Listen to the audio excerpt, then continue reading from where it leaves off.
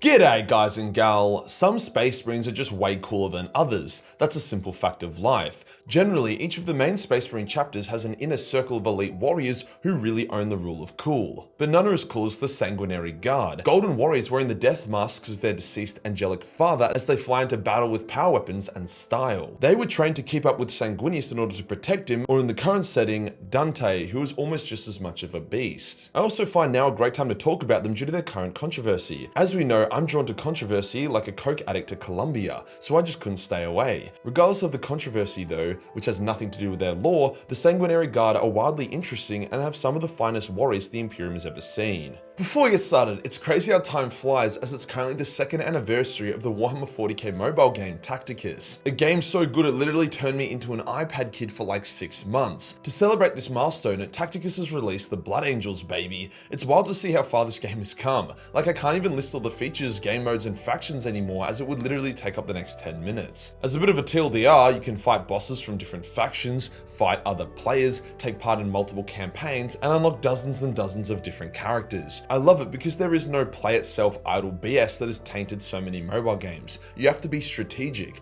Different heroes have different synergy with each other. You can play the same mission 5 times with the same heroes and levels and get 5 different results from using different strategies. Basically, is what I'm saying is it's actually a game, with absolutely everything being unlockable without paying. So to sacrifice your soul to the Chaos Gods and start playing Tacticus, then use my link below or QR code on screen, and then when in game, use code MAJORMILK for a cheeky extra gift, available for both new and existing players. Cheers to Tacticus for sponsoring this video. Today we'll go over the Sanguinary Guard, their origins, key characters, why they have such a unique style, and what the current controversy is amongst other things. Let's get into it.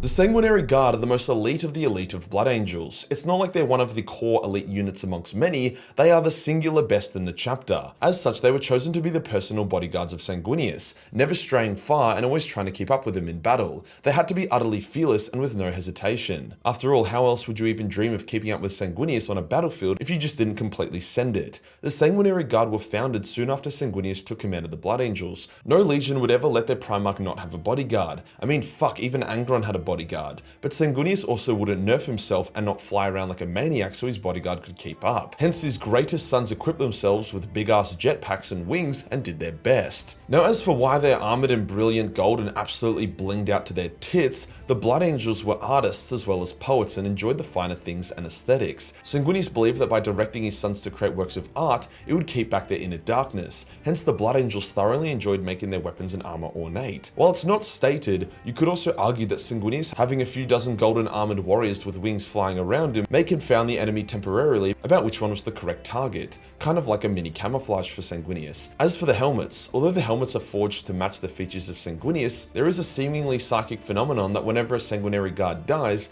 the helmet undergoes a transformation and will match the features of the deceased warrior. Whether this be the machine spirit of the mask honoring its deceased companion or some kind of warp related death mask thingo, it's pretty cool. Now before we continue, I know a lot of you are curious or maybe even presently engaged in the controversy of the Sanguinary Guard, so let's go over that. The old Sanguinary Guard models are extremely cool. Their helmets are stunning, their weapons are awesome and diverse, the wing shoulder plates are dope, their armor style is unique and interesting. Even their wings, which you could argue look a bit funny, worked really well. The only issue with the models was that they are like 14 years old, thus their proportions and scaling are a bit off, and they look out of place amongst the new Primaris sized Marines. So yes, they were due for an update in that regard. That update did come out very recently, and it was, in my opinion, a massive downgrade in almost every aspect. Sure, their proportions are now better, but at what cost? They lost a lot of their detailing and iconography, their shoulder plates have been massively downgraded, their weapons are now just reduced to a spear and sword. I always felt like the axe was iconic, but I guess GW disagrees. They legitimately just look like sci-fi Stormcast Eternals. Worst of all, they replaced their glorious awesome wings with these pathetic looking flappy things. This design change is exactly the direction we want to avoid with Warhammer aesthetics. It takes so much soul out of the Sanguinary Guard in favor of them looking clean and uniform. The thing is, you could easily take one of these guys and then paint him blue and swap the shoulder pads out for Ultramarine pads and bam,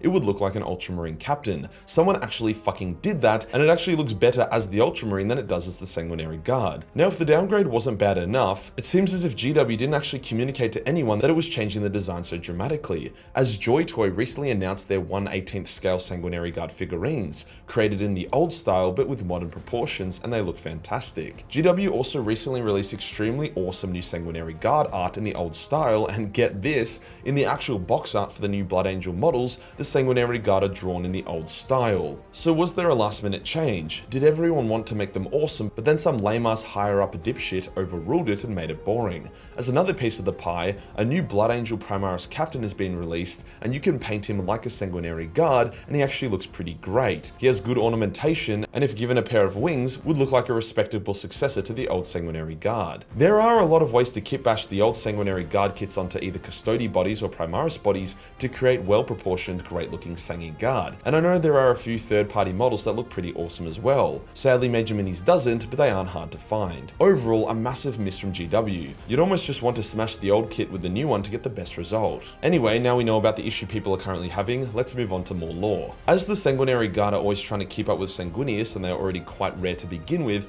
they die a lot. During the Horus Heresy, they fought by their Primarch's side all the way to the end, where every single surviving member of the Sanguinary Guard would die aboard the Vengeful Spirit, the only survivor being Azcalon, master of the Sanguinary Guard, who was ordered to stay behind so that if all else was lost, he could rebuild the Sanguinary Guard and secure the soul of the Blood Angel Legion for future generations. Azcalon was probably the second most powerful and fearsome Sanguinary Guard to ever live. He was extremely rigid with his loyalty to Sanguinius. He would rather lose a battle and watch a world burn than see his Primarch fall in battle. This made him a fantastic protector but a bad commander, hence he often beefed with Ralderon, the Blood Angel's first captain, who was much more versatile in his commanding. Azcalon also beat the shit out of and humiliated Lucius during the Great Crusade during an honor duel, as Sanguinius wanted him to tap further into his fury, not just being a shield but also a sword. The greatest of the Sanguinary Guard to ever live, and technically still lives, is Alatron, but you may know him as the Sanguinor. When Alatron was chosen as Sanguinius' herald through luck of the draw, he felt unworthy as he wasn't even up there with the best of the Sanguinary Guard. In fact, as a part of the ritual to choose the herald, another Sanguinary Guard was slain, and he was actually considered to be a better warrior than Alatron. However, upon assuming the mantle, Alatron seemingly gained supernatural powers, becoming a mighty warrior and could apparently reach Sanguinius significantly easier than other Sanguinary Guard. He saved Sanguinius on multiple occasions during the campaign through the Ruinstorm to reach Terra,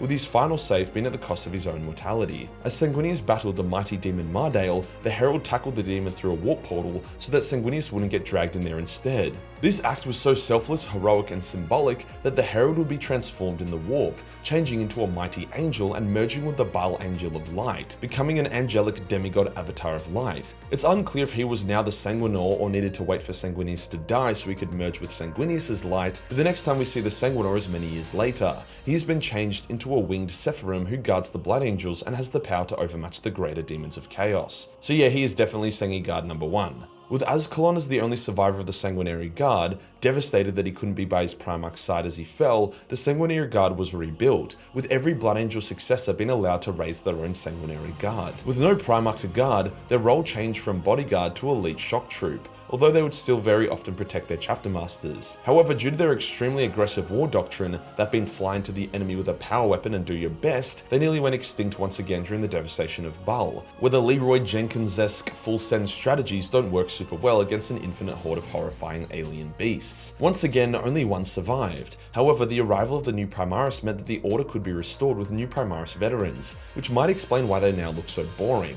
Most Sanguinary Guard have only been a part of the Blood Angels for a handful of years now, and boom, they are now the keepers of the chapter's soul. They haven't had a century to respect art and aesthetics. With the arrival of the Primaris and the fact that the Sanguinary Guard is established in all Blood Angel chapters, the soul of the Blood Angels should be secure for now. Now for a question that none of you have asked but all of you want answered. Is there any Sanguinary Guard Dreadnoughts or Terminators? Well, for Terminators, it's a hard no. These guys need to be fast and they need to fly. Attempting to do either of those as a Terminator is, for lack of a better term, retarded. However, there has definitely been Sanguinary Guard who have needed to be put into a Dreadnought. I can't find any in-law examples, but I imagine that they would maintain their honor as a Sanguinary Guard, despite no longer being able to keep up, with the Dreadnought chassis likely being gold and ornate. Or maybe they just say Cowabunga and give them a big fuck-off set of wings and let them fly around. That would be hilarious at least. And the final question no one asked but everyone wants to know, what if a Sanguinary Guard falls to the Black Rage? Well, as the Sanguinary Guard are the pinnacle of Blood Angel nobility and discipline, it's very rare for them to fall to the Black Rage. Candidates for the Sanguinary Guard are heavily screened for signs of the rage within them. However, I imagine a handful would have fallen over the centuries. As the Black Rage is a shame within the chapter, more than likely the warrior would be stripped of his gold armor, listed as honorably fallen in combat, and then encased within the black of the Death Company, fighting like a monster start until they are finally granted the Emperor's peace in battle. I definitely think GW has wasted a bit of potential not giving us a Sanguinary Guard Dreadnought or Black Rage story,